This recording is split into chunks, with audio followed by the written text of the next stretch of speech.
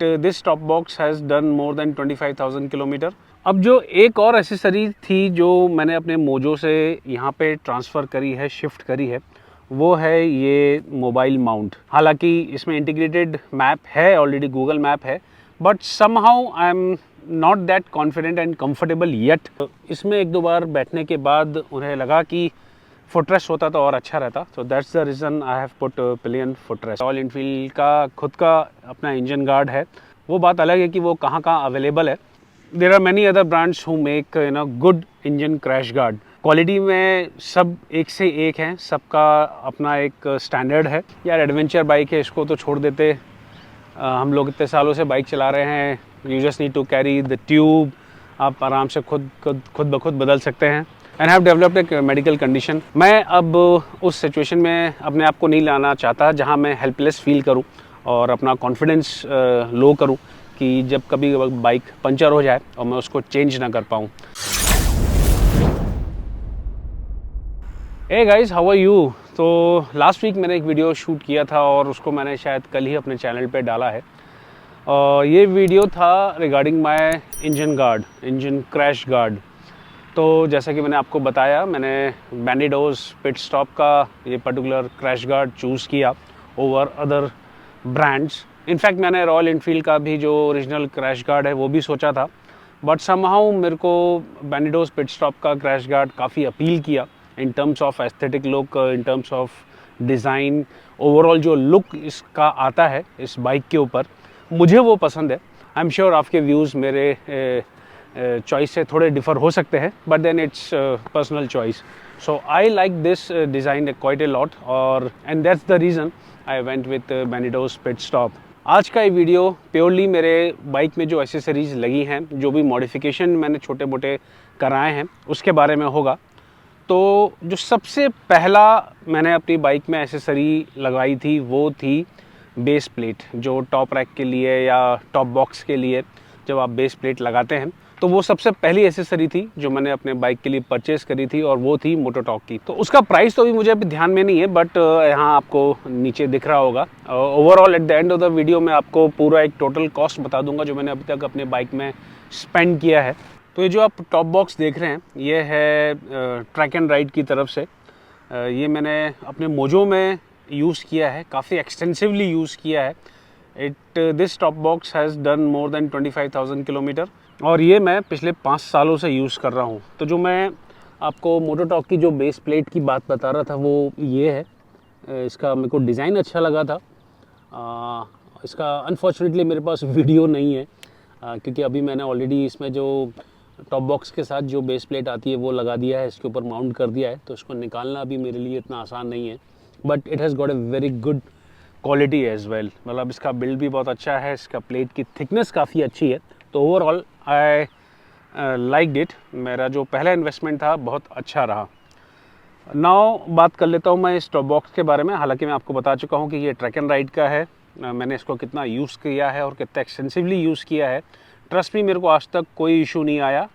जो एक issue regular हमेशा रहा है वो है ये कि जब आप इसको थोड़ा सा एम्प्टी चलाते हैं, मतलब ज़्यादा मैं इतना इसमें सामान डेली यूसेज में रखता नहीं हूँ।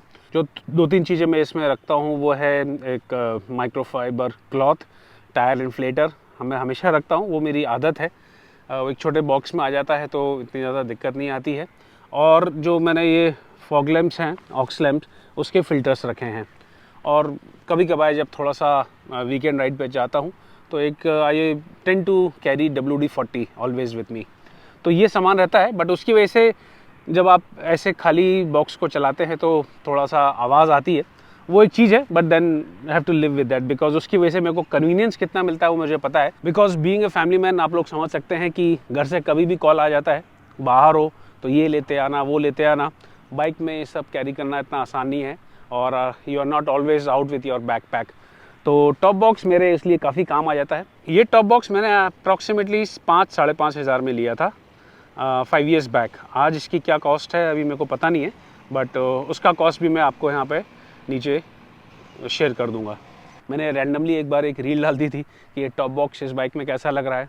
मेरे को जो ट्रोल किया गया, मेरे को जो कमेंट आए, मैंने कभी सोचा नहीं था कि टॉप बॉक्स लगाने के बाद आदमी ये सब चीज़ें भी ध्यान में रखता है कि मैं ज़ोमैटो वाला लग रहा हूँ, मैं स्विगी वाला लग रहा हूँ, ये बाइक वैसी लग रही है। यार वो लोग भी एक अपना काम कर रहे हैं, एटलीस्ट उनके काम को डिमीन मत करो। आप मुझे जो बोलना है बोल दो, अपने लुक्स के बारे में ओपिनियन रख दो, बट उनके काम को, उनको जॉब को लेकर इतना डिमीन मत करो। However I like the setup, मेरा ये पर्पस पूरा सॉल्व करता है एंड दैट्स ऑल मैटर। वो रील मैंने क्यों डाली थी मेरे को पता नहीं, बस मन हुआ, बन गई, मैंने डाल दिया। हाउएवर जो उसके बाद जो मैंने मेजर एसेसरी इसमें डाली थी वो है ऑक्स लैम्प। अब ये भी जो ऑक्स लैम्प है मैं मोजो में यूज़ कर रहा था पिछले 5-6 महीने से। अभी के यूसेज के लिए this works fine for me. देखता हूँ आगे अगर ज़रूरत पड़ी तो I might go for alpha series, जो मैड डॉग की तरफ से दूसरा जो प्रीमियम ऑक्स लैम्प है और जो काफ़ी अच्छी लाइट थ्रो देता है। But for now I am happy with this. अभी तक आप मेरा ये वीडियो देख रहे हैं तो प्लीज़ लाइक कर दीजिए, बहुत आसान है। उंगली को जस्ट आपको लाइक बटन पे लेके जाना है, क्लिक करना है, और उसी के बगल में सब्सक्राइब का बटन भी होगा तो उसे भी कर दीजिए, तो बहुत मज़ा आ जाएगा। अब इसको लगाने के लिए मैंने जो एक एक्सेसरी और ऐड करी थी वो है फोक क्लैम्प्स। तो ये मैंने और एक्स्ट्रा लिया था, I think it costed me around 1600, और जो स्काउट एक्स है वो मेरे को आसपास 9000 के आसपास पड़ी थी, आई गेस 8,500-9,000। ये है मैड डॉग का हार्नेस प्रो, और ये जो स्विच है प्रो, तो ये दोनों मिला के मेरे ख्याल से 3000 के आसपास था। ये स्विच पुराना है, अभी इन्होंने एक नया डिज़ाइन बनाया है जो काफ़ी कॉम्पैक्ट है। But this is the extra accessories I bought along with the scout x जो ऑक्स लैम्प है, उसके साथ मैंने ये 2 अलग से चीज़ें और ली थी। तो कुल मिला के मेरे ख्याल से 9 या 10,000। So that is the overall cost. End of the video जैसे कि मैंने आपको बताया, मैं एक सबका एक लिस्ट बना के उसका प्राइस आपको मेंशन कर दूंगा कि मैंने ओवरऑल कितनी एसेसरीज़ लगाई हैं और उनका टोटल जो कॉस्ट आ रहा है वो कितना है। अब जो एक और एसेसरी थी जो मैंने अपने मोजो से यहाँ पे ट्रांसफ़र करी है, शिफ्ट करी है, वो है ये मोबाइल माउंट। ये रैम का मोबाइल होल्डर है और ये काफ़ी अच्छा है। अभी तक जो मैंने जितने भी मोबाइल होल्डर यूज़ किए हैं इससे भी अच्छे और आ भी गए, but I am happy with this. इसका कॉस्ट मेरे को अप्रॉक्सीमेटली 5200 के आसपास पड़ा था, 5200 का, और काफ़ी स्टर्डी है। मैंने इसको मोजो में काफ़ी यूज़ किया है और अब मैं इसको यूज़ कर रहा हूँ अपने हिमालयन में। पोजीशन मैंने हैंडल बार पे रखने की कोशिश करी है सो दैट ज़्यादा कुछ मैं इसको कॉम्प्लिकेट ना करूँ। हालांकि इसमें इंटीग्रेटेड मैप है, ऑलरेडी गूगल मैप है, but somehow I am not that confident and comfortable yet. थोड़ा सा टाइम लगेगा, बिकॉज कई बार क्या होता है जब आप इसको यूज़ करते हैं, इसका नेविगेशन मैप यूज़ करते हैं, और अगर आपका फ़ोन कनेक्टेड है और कॉल आ जाता है तो एक रेक्टेंगुलर कुछ डिस्प्ले आ जाता है, और वो दिक्कत देता है। जब आप किसी सिटी में टाइट गलियों से टर्न कर रहे हो तो वो कई बार समझ में नहीं आता है, वो बिकॉज़ वो आपके मैप के ऊपर आ जाता है। तो वो मेरे को थोड़ा सा इतना कंफर्टेबल नहीं लगता है। I am still use to it. अभी मैं इसी से काम चला रहा हूँ। ओवर द टाइम मैं जैसे ही इसके साथ थोड़ा और फेमिलियर हो जाऊँगा, या फिर कुछ नए फर्मवेयर आए, अपग्रेड आया, अगर वो जो ओवरले जो डिस्प्ले है मैप के ऊपर वो बंद हो जाए तो तब शायद मैं इसका यूसेज ना करूं। But for now I am happy with this. मैंने बीच में सोचा था कि शायद मैं एक मोबाइल माउंट लगवा लूं, but I am not too sure, क्योंकि मोबाइल माउंट लगाने के बाद उसका हाइट यहाँ पे आ जाएगा, और मोबाइल लगाऊंगा तो वो always it will be expose to air directly, because यहाँ से विंड का जो फोर्स है बहुत ज़्यादा आएगा, मल्टीप्लाई हो जाता है as soon as you get the visor से जब भी विंड डिफ्लेक्ट होती है तो इट बिकम्स मोर स्ट्रॉन्गर। तो I am not too sure कि मोबाइल को वहाँ रखना ठीक रहेगा कि नहीं रहेगा, इसलिए मैंने ये जगह चूज़ करी है and I am quite comfortable. Only problem मेरे को जब आती है जब मैं सैडल करता हूँ, खड़ा होता हूँ बाइक पे, तब देखने की ज़रूरत पड़ती है, but that is very which is very negligible, because क्या है कि when you are on trail आपको एक सीधा सीधा रास्ता ही दिखता है, you just have to follow that, you don't have to look at the mobile। तो that is totally useless, the pointless you could say so। और वैसे भी ये मेरा सेकेंडरी फ़ोन है, मैं मेन फ़ोन को नेविगेशन के लिए यूज़ नहीं करता हूँ because of the camera sensors. तो ये सेटअप अभी मेरे लिए परफेक्ट है। और अब जो सबसे बड़ा जो मेजर मॉडिफिकेशन मैंने अपनी बाइक में कराया है वो है ट्यूबलेस।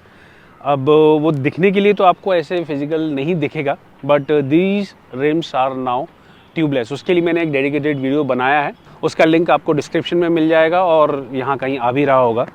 बट उसके लिए अगर आपको वो एक वीडियो देखना है तो आप देख सकते हैं कि मैंने क्या प्रोसेस से इसको ट्यूबलेस कन्वर्ट कराया है।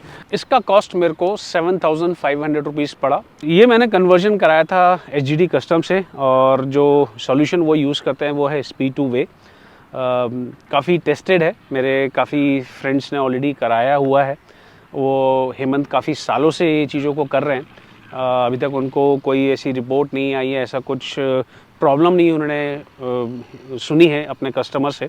So that's the reason I went for Speed2Way और ट्यूबलेस कन्वर्जन। अब यार जब मैंने कन्वर्जन कराया था ना, जो वीडियो डाला था, उसके बाद मेरे को काफ़ी सारे मैसेजेस आए, यूट्यूब पे कमेंट्स आए, DMs आए, यार एडवेंचर बाइक है, इसको तो छोड़ देते, हम लोग इतने सालों से बाइक चला रहे हैं, you just need to carry the tube, आप आराम से खुद ब खुद बदल सकते हैं।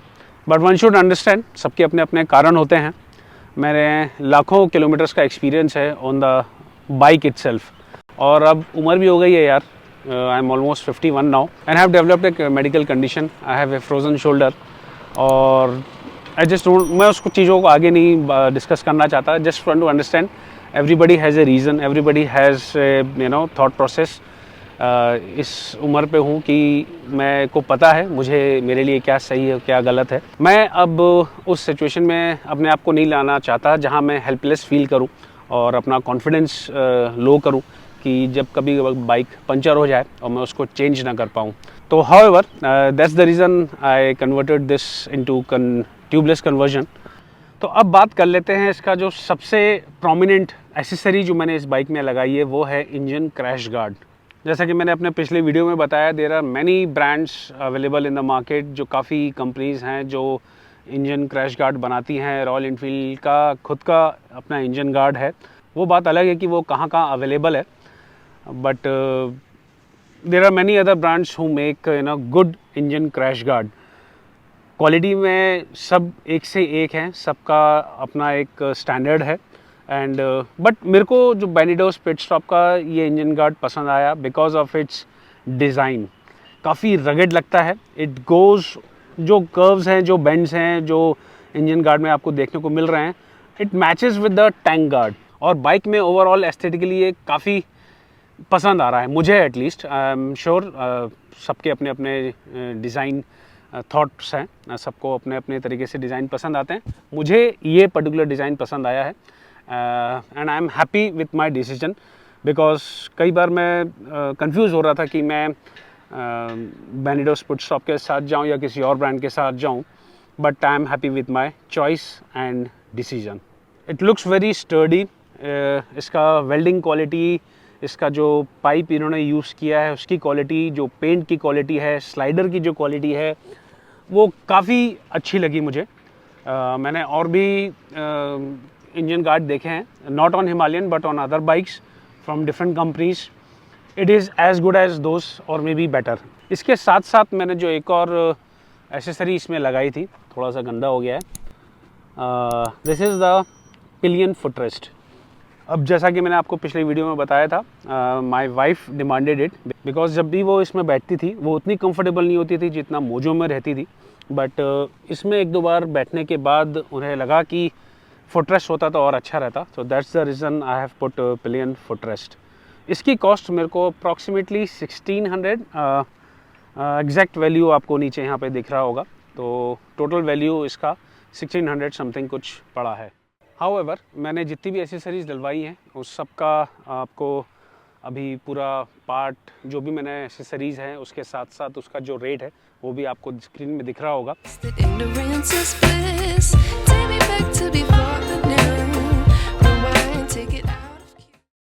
आगे मैं और क्या क्या डलवाता हूँ I am not too sure. जैसा कि मैंने अपने लास्ट वीडियो में बोला, मैं ज़्यादातर टूरिंग करता हूँ, ज़्यादा ऑफ रोड्स मेरे नहीं हैं, और जितनी इस बाइक की ग्राउंड क्लियरेंस है उसके हिसाब से मुझे नहीं लगता कि जो इसके साथ जो बैश प्लेट आती है उससे मेरा काम नहीं चलेगा। बट इन फ्यूचर अगर मुझे ज़रूरत फील हुई तो maybe I will go with the bash plate as well. Radiator guard का भी मुझे इतना कुछ लग नहीं रहा। इसका जो रेडिएटर गार्ड है वो प्लास्टिक का है, I know that, but it has a good design. जो अगर थोड़े बहुत कंकड़ रोड में उछल के आते हैं तो ये उसको आराम से झेल लेगा। बट फिर भी अगर मुझे लगा कि मुझे रेडिएटर गार्ड में इन्वेस्ट करना चाहिए तो I will definitely do so. मैंने मोजो में लगाया था बिकॉज वो टोटली ओपन था, उसमें कोई भी कंपनी फिटेड प्लास्टिक गार्ड भी नहीं था। रॉयल एनफील्ड ने एटलीस्ट वो तो दिया है। So that way I am not too sure कि अभी मैं रेडिएटर गार्ड भी लगवाऊँ या ना लगवाऊँ। हाँ, एक चीज़ और मैं शायद जो लगवाने का सोच सकता हूँ वो है इसका जो टॉल और जो टूरिंग वाइज़र है रॉयल एनफील्ड का, वो शायद मैं लगवाने का प्लान कर सकता हूँ। बट सेम ओल्ड स्टोरी, अभी तक वो वाइज़र शोरूम में या सर्विस सेंटर में अवेलेबल नहीं है। इसके साथ एक चीज़ और मेरे जो दिमाग में है वो है नकल गार्ड। हालांकि मैंने जो लास्ट टाइम अपने मोजो में लगवाया था वो it costed me around 1200 rupees, तो फिर मैं शायद वही 1200-1300 रुपये का जो नकल गार्ड आता है which has got aluminium support, जो बार है वो एल्यूमिनियम का है, उसके ऊपर आपको फाइबर का गार्ड मिल जाता है, तो आई थिंक मैं शायद वही लगाऊं। अब बहुत जल्द मैं कोशिश कर रहा हूं कि एक लंबी राइड के लिए निकलूं। जो भी होता है आप लोगों को अपडेट डेफिनेटली मिलेगा। आई होप आप लोगों को मेरा ये वीडियो पसंद आया हो। एसेसरीज़ में और क्या क्या डलवा सकते हैं या डलवाना चाहिए जो ज़रूरी है एक लॉन्ग डिस्टेंस टूरिंग के लिए। आपको लगता है कि मैं कुछ चीज़ें मिस आउट कर रहा हूँ from the accessories point of view, तो आप डेफिनेटली कमेंट करके बताएं। और क्या आपको लगता है कि जितनी भी मैंने अभी तक एसेसरीज़ डलवाई वो सफिशेंट है कि नहीं। ये वीडियो आपको कैसा लगा कमेंट करके ज़रूर बताएं। अपने दोस्तों के साथ इस वीडियो को शेयर करें। और अभी तक ये वीडियो आप देख रहे हैं तो प्लीज़ इसे लाइक करना ना भूलें। और अभी तक आपने मेरे चैनल को सब्सक्राइब नहीं किया है तो please do subscribe because I really need your support. जल्दी मिलता हूँ ऐसे किसी दूसरे वीडियो में, तब तक के लिए goodbye, take care and ride safe.